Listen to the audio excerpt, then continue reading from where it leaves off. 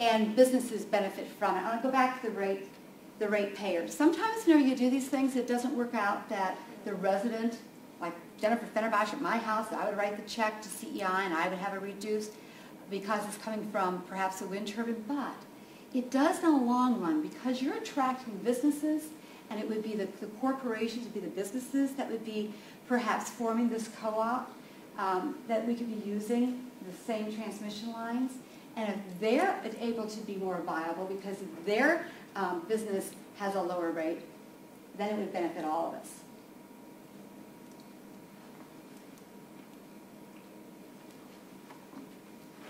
One city's green structure. I'm going to talk about my city.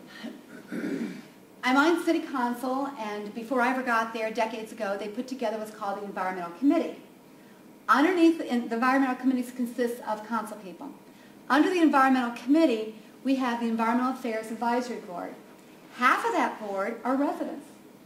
The other half of that board are industry members. We have our engineers, we have our chemists. And there's 13 members. They meet once a month, and sometimes an issue comes up, percolates up from the community. Sometimes they're assigned an issue, such as every single community in Ohio has to abide by the stormwater pipe program. It's through the Ohio EPA. And our city council gave the pipe program, which stands for Public Information, Public Education, we gave that task to the Environmental Affairs Advisory Board. Also from that board have come other tasks. Sometimes they give us tasks. One thing that came out of the Environmental Affairs Advisory Board were a number of citizens that wanted to get together once a month and explore different environmental issues. Therefore, a collaboration came together between the Avon Lake Public Library, the Lorain County Metro Parks, and the Environmental Committee, the City Council. And we have speakers that come in. Richard Stubbe from the Cleveland Foundation came in, and he is the BP Fellow that is here all to educate everyone about wind. He was one of our speakers.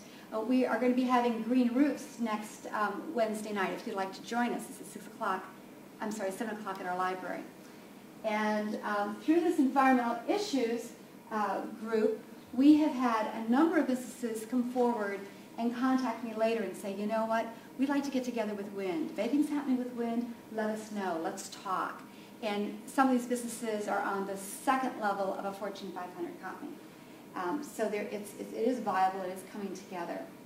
Who motivates stakeholders? If you're going to have a group that you wanted to go out to because the master plan has come together and city councils come together and you've decided within the city administration that this is something that you're going to do, whatever that thing is that you're going to do, how do you get the people involved? Let's talk about stakeholders and how they participate.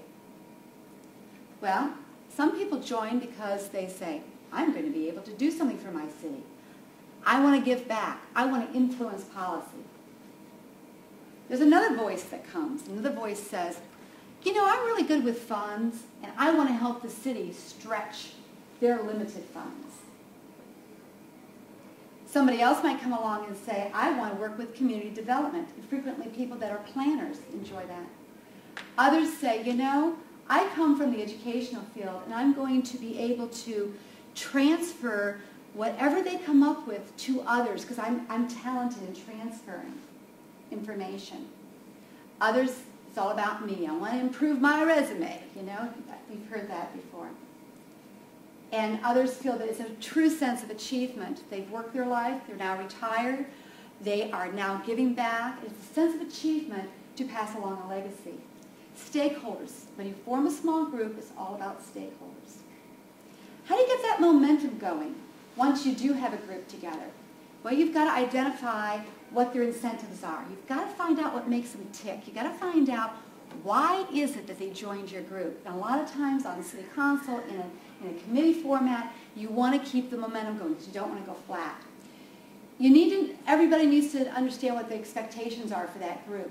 If people have different expectations for the group, they're not going to stick with it. You need to give them some adequate training so that they know what to expect and who to turn to and what protocol is. And truly, it is responsible to show up for your meetings. If you have ever had meetings where not so many people show up, you need to understand that that's part of the training.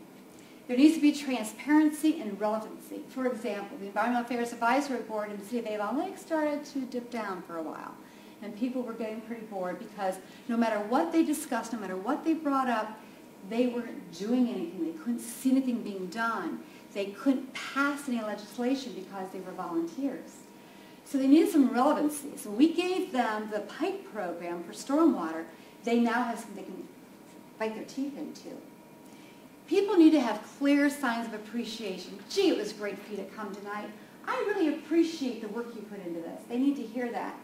There needs to be enthusiasm, and enthusiasm over a period of time, not just when things are going right.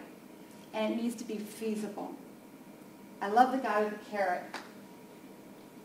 Once you have your group together, start listing the successes. And sometimes, when we do master plans, when we talk about the future, we need to list what we're good at. Because before we can move on with change, we need to know what it is that we're successful at right now. We need to list those things. We need to review our goals, plan for the future, and share the responsibilities among the whole group so that nobody gets burned out. Engage participation. Okay? I'm going to give you some ideas of what we've done with our Environmental Affairs Advisory Board with the PIPE program, because this can be transferred to other groups. We needed to find out where the community was with their base understanding of stormwater and pollution and what their responsibilities were. So one way would be to have what's called a Survey Monkey. If you Google Survey Monkey or surveymonkey.com, it'll come up. It's a very professional way of surveying your organization. I know anybody from the internet who can type into your organization can take the test, but they will ask questions like, what do you put down the drain? Can you dump latex paint down the drain? It'll ask different questions, however you want to put it together. And then after 5 years, you do it again, and you see if there's been any kind of a change among your population to see if what you've done has been effective. We want participation. We don't just want it from the top down in the group where, city council says that you should not put anything down your drain. How's that going to change value? So what we've done is we've reached out to our community. We've actually asked the young people to come help us stencil our drains with only rain down the drain. It has little fish on them. And by them stenciling them, half the group were stenciling them, the other half were putting door knockers on the different doors, explaining the program to people so they didn't think the kids were putting something down the drain. And we have another group that goes out and they label the streams. And we have stream cleanup because these are physical things. They're actually getting their hands dirty. They're doing something. We have Pride Day, like you folks have Pride Day. And at the homecoming booth and parade, we have volunteers that are assisting with stormwater education there. We build rain barrels together at our library, and we've had programs on. We're going to have another program in April about how to plant a rain garden so that it's not just flooding issues and erosion issues that's coming from our engineering department. We're actually getting the community involved. And we have a mascot. And I left my mascot at home. His name is Al, like Avon Lake. And he is an alligator. And we have this little mascot that we have taken around to the schools. We have a coloring book that goes with him. We put together a little TV program that you could follow him because we have a little boat that we put him in, and he goes down through the sewers. We have pictures of him. And the kids are really learning about Al. And when Al said, "Do not rake those leaves into the street," the kids went home to mom and dad said, "You better get those leaves out of the street." And this is the first time that our service department said there's been a change in our community. There weren't so many leaves down. And we didn't have any